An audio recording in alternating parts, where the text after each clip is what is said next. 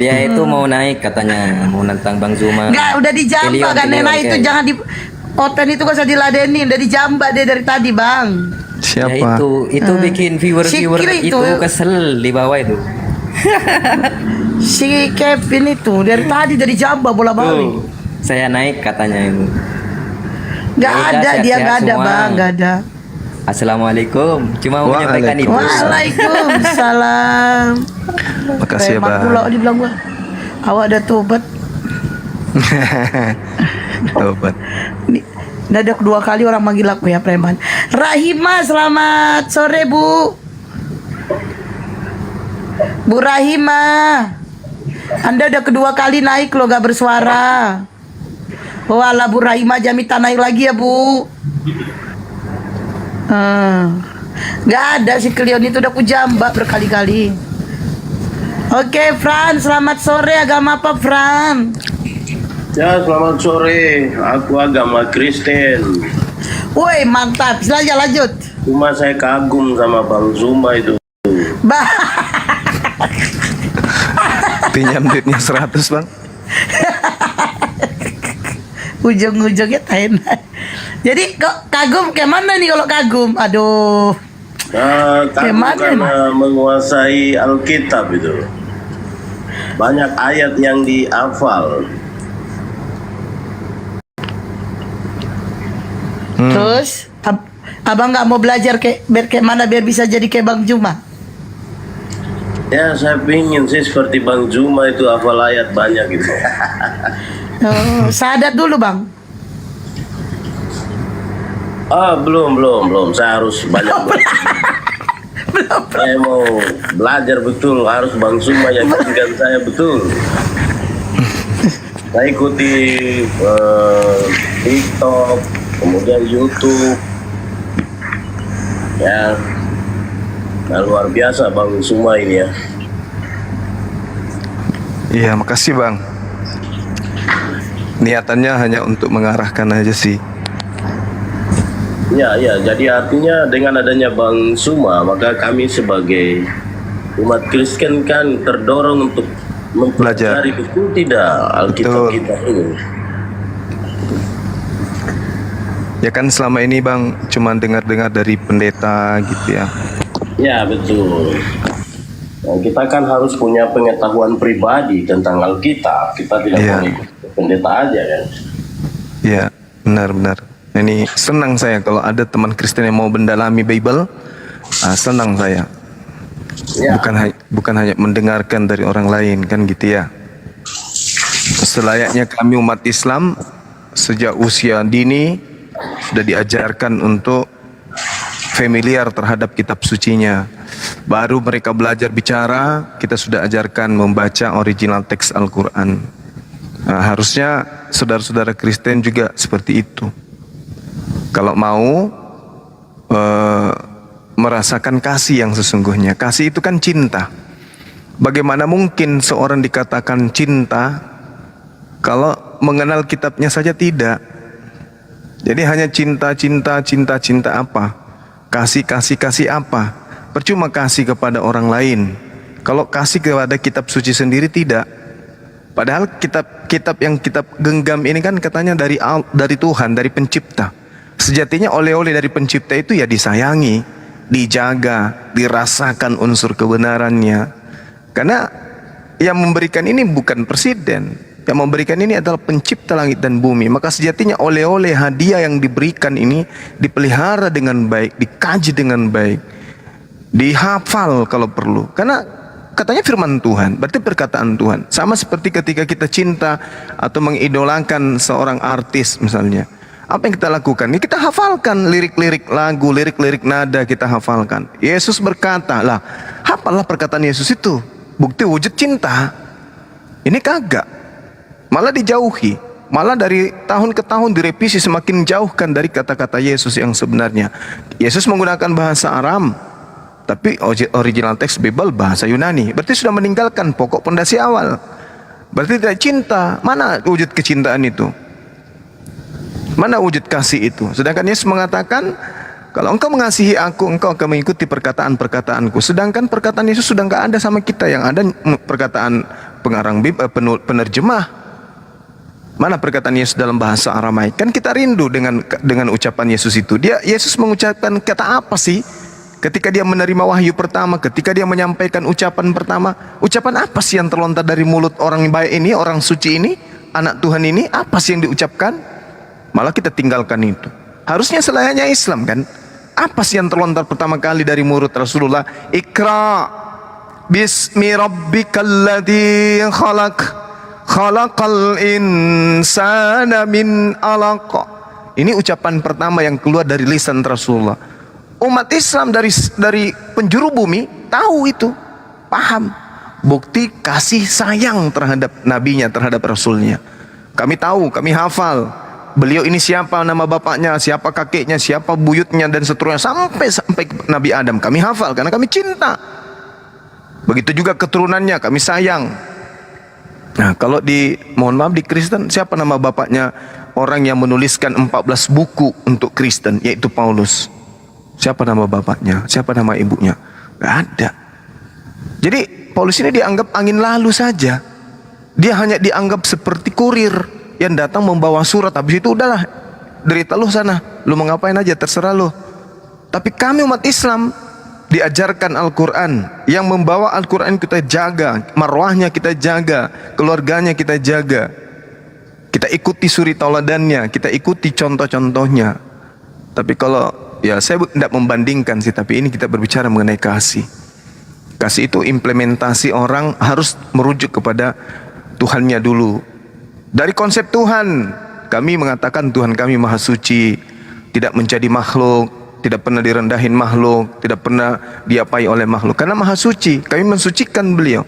Tapi kalau mohon maaf nih di Kristen, Tuhannya Yesus, malah pingin kali dia mati, malah pingin kali kemudian apa yang diinginkan oleh iblis terjadi pada Yesus. Ini pembedanya kita. Kami umat Islam mati-matian membela Yesus. Yesus tidak disalib, Yesus tidak diludahin, Yesus tidak ditonjok, Yesus tidak ditampar, Yesus tidak ditombak. Kristen marah, oh tidak, Tuhan kami dibunuh, Tuhan kami itu disalib, Tuhan kami itu terkutuk, Tuhan kami itu diludahin. Nah, ini ada apa? Ini cinta atau apa sih sebenarnya? Cinta itu kan yang palsu-palsu aja bisa. Misalnya nih, kita mencintai seorang wanita, kita promosikan ke orang tua, mama, ayah, aku mencintai seorang wanita dan kayaknya aku sudah jatuh hati dan pilihan dia adalah istri. Mama mengatakan, kata orang begini loh, itu jelek, orang tuanya gini. Kita lakukan sesuatu yang mungkin tidak kita ketahui, bahkan dusta demi untuk cinta. Tidak, mamanya itu baik loh, gini. Padahal kita belum tentu tahu. Tidak loh, anaknya itu gini. Padahal belum tentu kita tahu. Rela kita membohongi orang tua kita demi orang yang kita cintai. Tapi yang aneh, ada orang yang datang menyelamatkan, tapi bangga dengan hal-hal yang tidak baik yang terjadi pada dirinya. Dikasih pilihan. Menurut Tuhan, di dalam Ulangan 27 nomor 25, terkutuklah orang yang menerima suap. Ditanya, siapa yang menerima suap antara Yesus dan Yudas? Mulut mengatakan, Yudas Bang Suma. Oke, yang mati terkutuk di atas tiang salib siapa? Yesus Bang Suma. Gimana ini ceritanya? Yang menerima suap terkutuk Yudas, yang mati di atas tiang salib Yesus. Yang mana yang berkhianat antara Yudas dan Yesus? Yudas Bang Suma. Oke, kita bacakan di dalam kitab Amsal 11 nomor 6. Orang benar dilepaskan, orang yang pengkhianat ditangkap oleh kejahatannya. Ditanya, siapa yang ditangkap? Yesus. Siapa yang suci? Siapa yang benar? Yesus. Siapa yang berkhianat? Yudas. Siapa yang disalib? Yesus. Kebalik lagi. Pingin kali Yesus ini selalu jadi korban. Pingin kali. Apalagi, jangan kau biarkan mayatnya menyentuh tanah. Jangan biarkan mayatnya semalam-malaman di atas tiang salib. Jangan sampai mayatnya menyentuh tanah yang diwariskan oleh Tuhan sebagai warisan kepada nenek moyangmu. Karena orang yang dikutuk oleh Tuhan, jangan kau biarkan mayatnya semalam-malaman. Orang yang dikutuk oleh dosa kemudian oleh Tuhan, di mana dosanya setara hukuman mati, jangan kau biarkan mayatnya di atas tiang semalam-malaman. Terkutuk karena melakukan dosa yang sepadan dengan hukuman mati. Tertulis di mana? Ulangan 22 nomor Ulangan 21 Data nomor 22 sampai 23. Jangan biarkan mayat orang yang melakukan dosa yang sebanding dengan hukuman mati. Sebab orang yang terkutuk oleh Tuhan, mayatnya nggak boleh tinggal di atas salib. Nah, ditanya nih, dosa apa yang dilakukan oleh Yesus? Tak ada. Di mana Yesus pernah dikutuk oleh Tuhan? Tidak pernah. Dosa apa yang pernah Yesus lakukan sampai dia terkutuk oleh Tuhan? Tak ada. Siapa yang mati terkutuk di atas salib? Yesus. Dosa apa yang dilakukan? Tak ada. Yang mana yang pernah melakukan dosa sepadan dengan hukuman mati? Yudas. Yang mati di salib siapa? Yesus. Selalu Yesus jadi korban.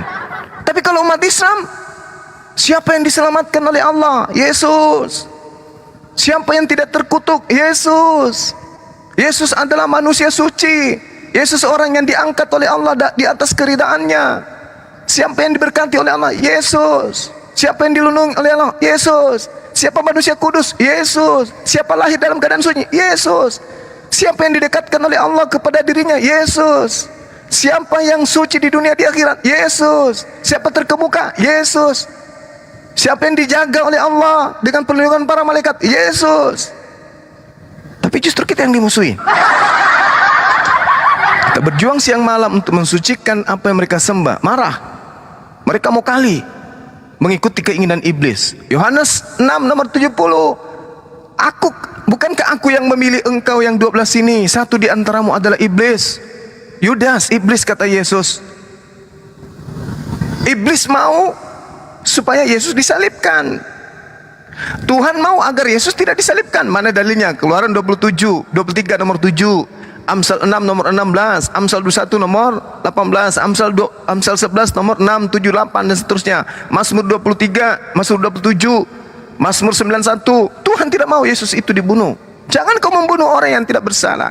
Jangan kau membunuh orang yang benar. Amsal 6. 6 perkara yang dibenci oleh Tuhan, bahkan 6 kekejian dalam hatinya. Di antaranya adalah orang yang menumpahkan darah orang yang tidak bersalah. Jadi Tuhan tidak mau Yesus itu disalibkan. Islam tidak mau Yesus itu disalibkan. Iblis mau Yesus disalibkan. Kristen mau Yesus disalibkan. Jadi ada dua kelompok yang saling seberang antara Tuhan dan iblis. Iblis mau Yesus disalibkan. Tuhan tidak mau Yesus disalibkan. Karena Tuhan mengatakan, inilah anakku yang kukasihi, kepadanya aku berkenan. Mazmur 37 tertulis di data nomor 28. Tuhan mengasihi, Tuhan menjaga, Tuhan menyelamatkan, Tuhan tidak meninggalkan orang yang dikasihi. Berarti Yesus orang yang dikasihi, anak yang dikasihi, kepadanya aku berkenan. Berarti dia dijaga, berarti dia tidak disalibkan. Tapi saudara Kristen mau kali Yesus itu disalibkan. Entah apanya tujuannya, apa keuntungannya coba? Oh, keuntungannya supaya ini Bang Suma, Anda itu tidak belajar. Apa keuntungannya Bang? Untuk menebus dosa-dosa kami. Parah ini. Itu mustahil. Kenapa? Di dalam Yohanes 5 nomor 29 Yesus mengatakan orang-orang mati akan dibangkitkan dari kubur. Orang yang benar akan dibangkitkan. Benar karena perbuatannya akan dibangkitkan, masukkan ke dalam surga. Kemudian orang yang jahat karena perbuatannya akan dibangkitkan untuk dihukum di neraka. Dan Yesus mengatakan orang akan dihukum berdasarkan perbuatan masing-masing. Elohim mengatakan orang dihukum berkaitan dengan hukuman perbuatan masing-masing. Lalu mana dalilnya? Dosa ditanggung. Mana? Gak ada dalilnya Bang Suma. Itu cuma doktrin. Ada pun ada, tapi muncul belakangan. Yaitu surat-surat Paulus dan seterusnya. Mustahil orang berakal menjadikan ini sebagai patokan. Saya kira begitu saudara Frans. Saya bukannya menghujat, bukan menistakan, bukan. Ya, saya hanya memberi peringatan saja. Kalau ada yang salah di Islam, silakan. Mari kita bahas sama-sama. Ada yang keliru di Islam, mari kita bahas sama-sama. Saya kira begitu teman-teman sekalian. Karena di sini sudah azan, saya pamit undur diri. Nanti kalau misalnya saudara Frans mau diskusi lebih lanjut, insya Allah jam 8 waktu Makassar kita akan mengudara kembali. Ya, diskusi tentang Islam boleh, tentang Al-Quran boleh, tentang Nabi Muhammad boleh, tentang kekristenan boleh, apapun itu boleh kita bahas. Selama tujuan kita itu mencari kebaikan, kebenaran. Demikian sementara. Subhanakallahumma bihamdi, asyhadu alla ilaha illa anta